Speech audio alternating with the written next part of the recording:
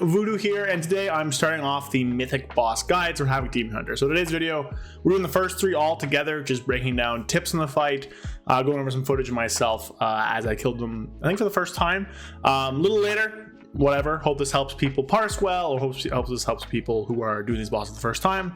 Won't spend too long on each one because it is 3 bosses today, but I hope this helps anyway. So make sure you like, comment, and subscribe, pushing for 15,000 subs by the end of the year, and let's get on to it. All right, everyone, so before we get into the actual talking about the build, the fights and stuff, this is recorded later. I did the rest and then realized I forgot to do this, so we're doing this now.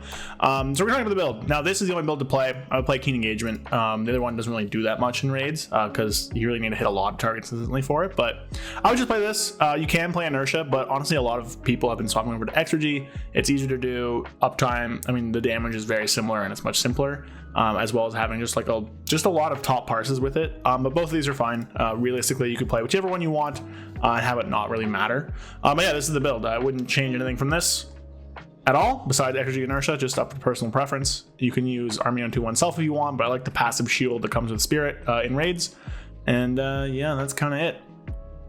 For this tree here, you have 1 flex point in the top here between like Misery and a bunch of other stuff. You can put it in Chaos Fragment, something with adds.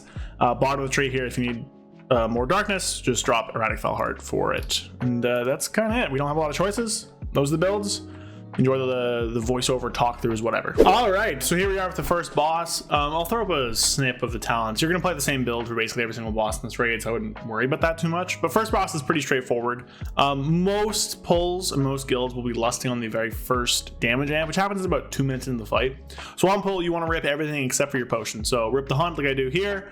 Go into your normal opener. Now I'm playing Exergy here, and I made a video recently about like why Exergy versus Inertia and all that stuff. Realistically, it's not too big a difference. Just one of the Exergy for, you know, just kind of ease of use. You know, I wasn't feeling 100%. This wasn't streamed. Just trying to figure stuff out. So I don't think our strategy for oil is that good. Tank, I think, should be pulling a little bit further out of this than we are. It gets kind of rough to bait a little bit, but you want to have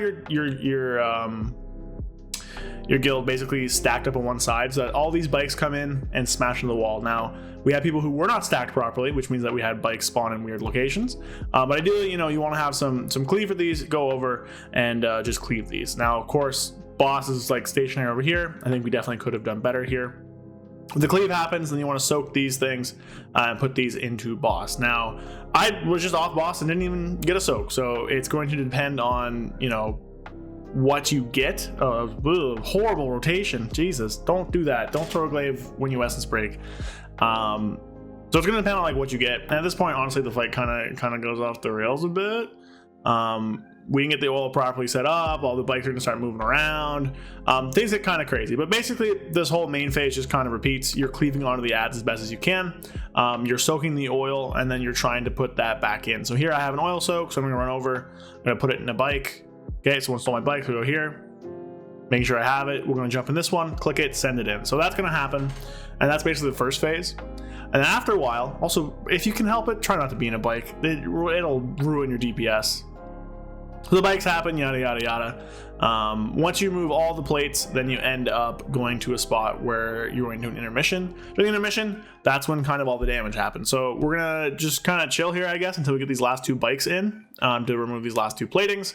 We have a lot of bikes in the ground. Meta is coming up. Honestly, at this point, I would start to hold the hunt a little bit and whatever. I think I am holding the hunt, actually. You want glaives coming into the intermission here. Now, we do end up doing it on top of oil, so just be careful of that.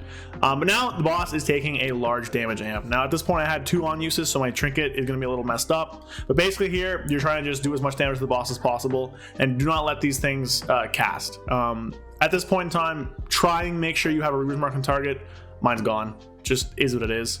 Because you'll be doing a lot of funnel from all the mechanics into the boss, and just keep mechanics in boss, CC the other guy out there, and just fucking annihilate this guy.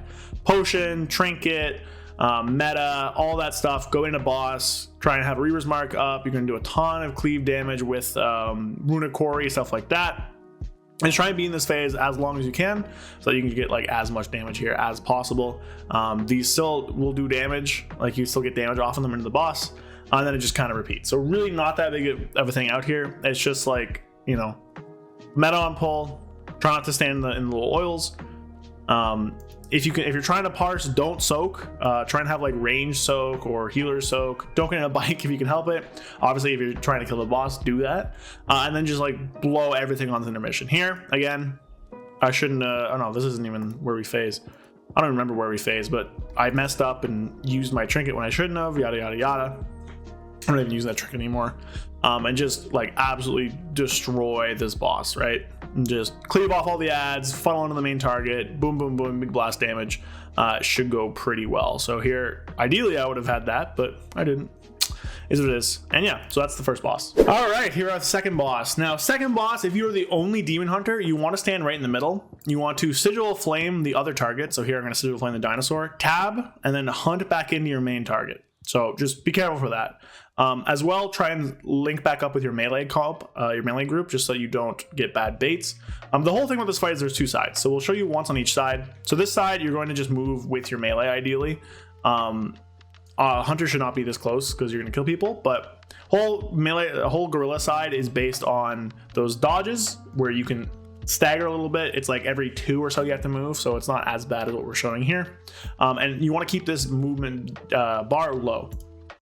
Now jumping does fill this up. Obviously I'm not moving because I'm trying to get rid of it, but I have to move a little bit to get out of there. Unfortunately, eventual retreat does give to this. Now, not a big deal because it's, you know, not really, like, we don't do that often. Other big thing are these monkeys. So whenever the monkeys expire or touch a target, so I got knocked back into one there, they're going to explode and leave a little puddle down there. The puddle's actually like pretty bad, and will like silence you if you're inside of it. So it's really important that you try and bait those away from the middle. Try and get those on the edge, try and do the best you can to not deal with them. The other mechanic on this fight is like a bunch of little ads that have to kick together. You're not going to do that as melee. That's just not going to happen. So you don't see me ever really worry about it. Maybe when we go to the middle I can show you or something like that. But full phase happens here. I kind of lose my damage a little bit. Obviously, you know, first kill here. I'm not super versed on my timings, whatever. So comes here. We want to swap targets during this phase onto the other target. Put your Reaver's Mark on him. You should get an I-beam combo during this phase. Just do your best to dodge. I wouldn't recommend lusting here because there's just so much shit going on. It doesn't happen very often. But having some damage here, having a Reaver's Glaive, having all that stuff, and trying kind of sitting towards the middle will be very good for your damage. Over on the fire dinosaur side, just stick near this fire puddle here so you can bait the bomb well.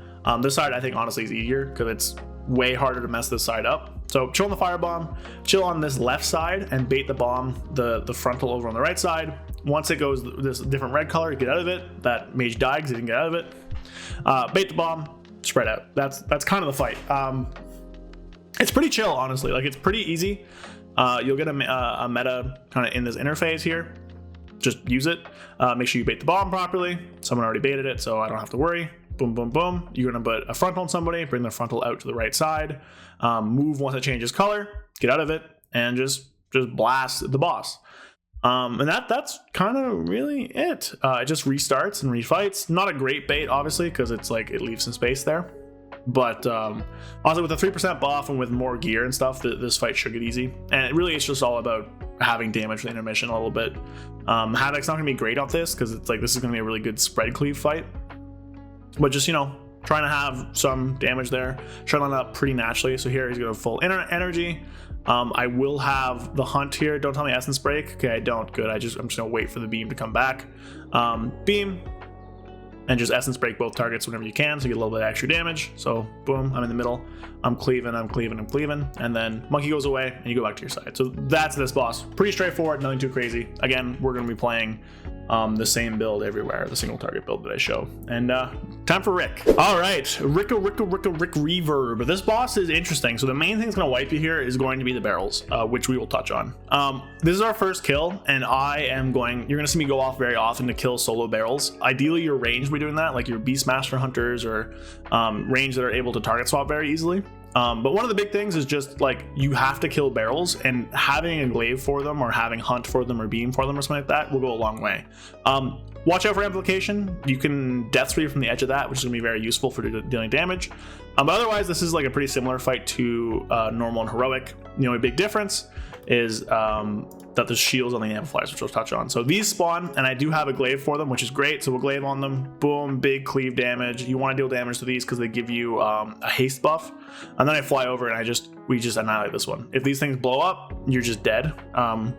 Soak the frontal and then dodge the little waves that come out from the amplifiers. So if we pause here, you can kind of see past my face. There's this blue glow on this amplifier.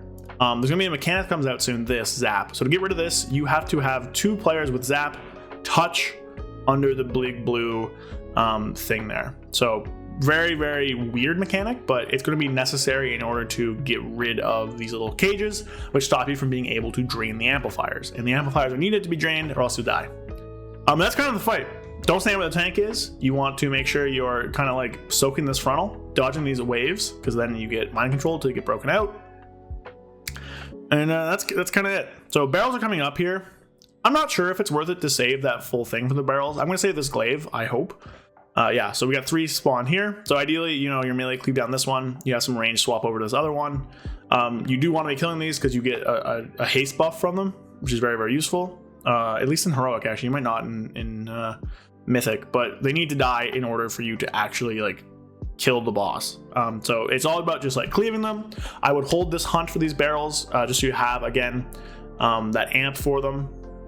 Boom, I hunt in, throw my glaive out, I mark Rik, and then I just blade dance cleave, try and get them all. If I-beam come up here, boom, I-beam, blast them all, kill these barrels, and then we're in intermission. So I'll show you this intermission, and then we'll probably cut out. The intermission, he's going to mark different, like not pyrotactics, different these things. And then this is going to come over and launch you up.